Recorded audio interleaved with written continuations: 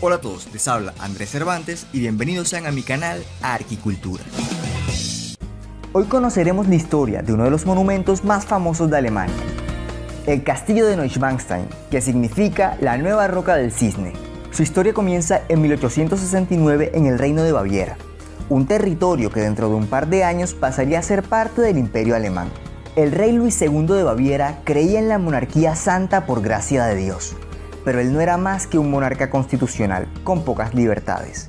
Por ello, hace construir este castillo como una especie de universo paralelo, donde pudiera reinar a su gusto. El rey, sumergido en la ficción y la fantasía, buscó crear un castillo medieval idealizado, inspirado en los escenarios de las obras de ópera romántica de Richard Wagner. Pero ese ideal es solo desde lo estético y no desde lo funcional, porque este tipo de castillos ya no cumplen función militar práctica en esta época. Como la inmensa mayoría de castillos, este se encuentra en un punto elevado. Esto se hacía para ser de difícil acceso y además para tener mayor visibilidad y control de los territorios cercanos. Como primer elemento encontramos que el acceso es a través de una barbacana. Esta es una estructura defensiva medieval que se ubicaba delante de las murallas para proteger el acceso. Y aunque habitualmente estas estructuras estaban separadas de las murallas, en este caso estaba unida al edificio. Esta primera zona es la única que no es en tonos grises, sino que presenta una fachada roja en ladrillo hacia el exterior y una de piedra caliza amarilla hacia el interior. En esta primera parte se encuentran arcos de medio punto y aspilleras. Estas últimas son ventanas muy delgadas, hechas para atacar desde ahí sin recibir impacto, aunque estas aspilleras se ven bastante amplias.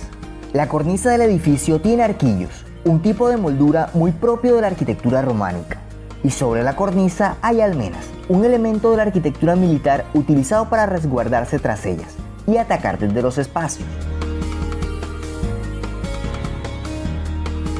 A los lados de este primer edificio hay dos torres con almenas en la cima, pero aquí viene otro detalle no funcional, y es que debido a las cubiertas de las torres nadie puede utilizar estas almenas como punto desde donde atacar, a diferencia de este otro, un auténtico castillo medieval, donde si hay almenas en la torre no vemos la cubierta, y si hay cubierta no aparecen las almenas.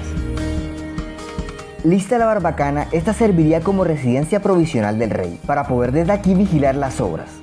Ahora ingresamos al castillo.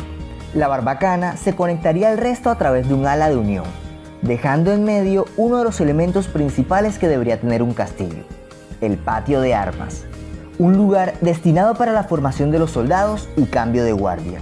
Este patio fue planificado en dos niveles, dejando en medio del nivel superior una capilla, de la que solo se construyeron los cimientos. En el lado norte del patio de armas superior está la Casa de los Caballeros.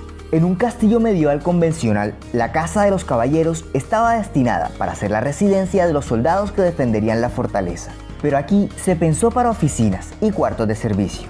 En el otro extremo, suspendido casi sobre el vacío, estaba el edificio opuesto, el cuarto de las damas, un espacio que en un castillo medieval hubiese albergado a las damas de la corte. Pero en este caso, el castillo, a pesar de ser tan grande, no tendría espacio sino para la familia real y sus sirvientes. Pasamos ahora al edificio principal del palacio. El primer nivel, que está a modo de sótano, el segundo y el tercero fueron designados para el servicio. Ahí había cocinas, habitaciones de la servidumbre y oficinas de los encargados de estas actividades. En el cuarto piso estaban las habitaciones para los invitados y algunos otros espacios. Llegamos ahora a los últimos niveles. En los pisos 5 y 6 se encuentran las estancias del rey, el lugar donde él y su familia habitarían, lo cual no ocurrió por su prematura muerte a los 40 años de edad, antes de terminar la obra por completo, soltero y sin descendencia. En la zona habitacional del rey, en la mitad del quinto piso, estaba su habitación, comedores y varios salones, y sobre esta zona se construyó el más grande de los salones del castillo, el Salón de los Cantores, que se supone debía servir como lugar de bailes y grandes eventos, pero el rey, por su tímida personalidad, no lo utilizaría para grandes fiestas, sino que solo lo quería como un lugar que rindiera homenaje a la cultura de la Edad Media. En el resto, ocupando una doble altura, estaba la Sala del Trono, con una clara tendencia al estilo bizantino.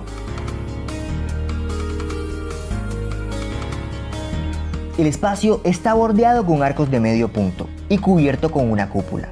Además, un ábside semicircular donde se ubicaría el trono, que nunca se puso.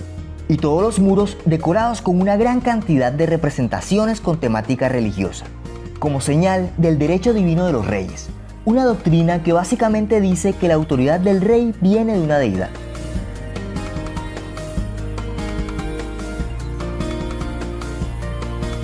Terminado este nivel, llegamos a la cubierta. Esta es tan empinada porque es necesario que durante el invierno la nieve se deslice lo más rápido posible y que no se acumule. De lo contrario, el peso haría colapsar rápidamente los tejados. Entre las torres tenemos la torre cuadrada, en el patio de armas. Su posición es la que ocuparía la torre del homenaje en un auténtico castillo. Sin embargo, en este caso es netamente estética. En su parte superior vemos esta forma que evocan a los matacanes.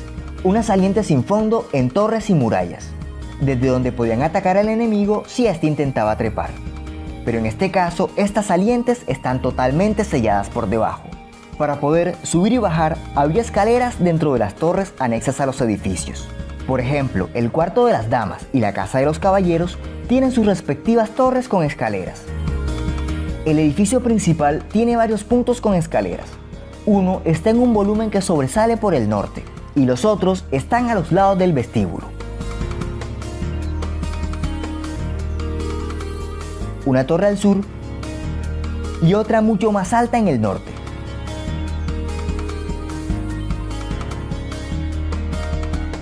Entre las obras que no se construyeron, además de la capilla, estaba el ala de unión que cerraría el extremo sur del patio de armas, uniendo el cuarto de las damas con la barbacana. Por ley, el rey debía pasar un mínimo de tiempo en la capital, Múnich, y Luis II pasaba ya el menor tiempo obligatorio, para poder retirarse al universo paralelo que había estado construyendo.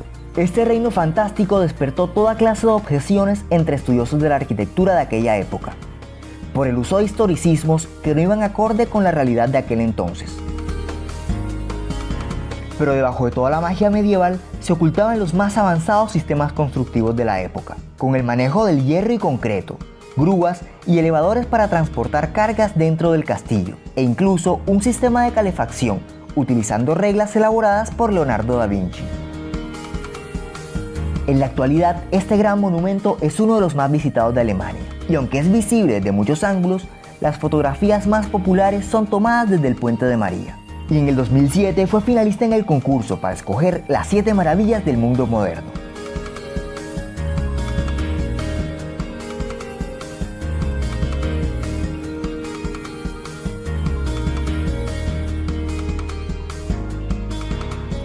Y bueno, esto ha sido todo por hoy. Si te gustó, no te olvides de darle like y compartir con tus amigos.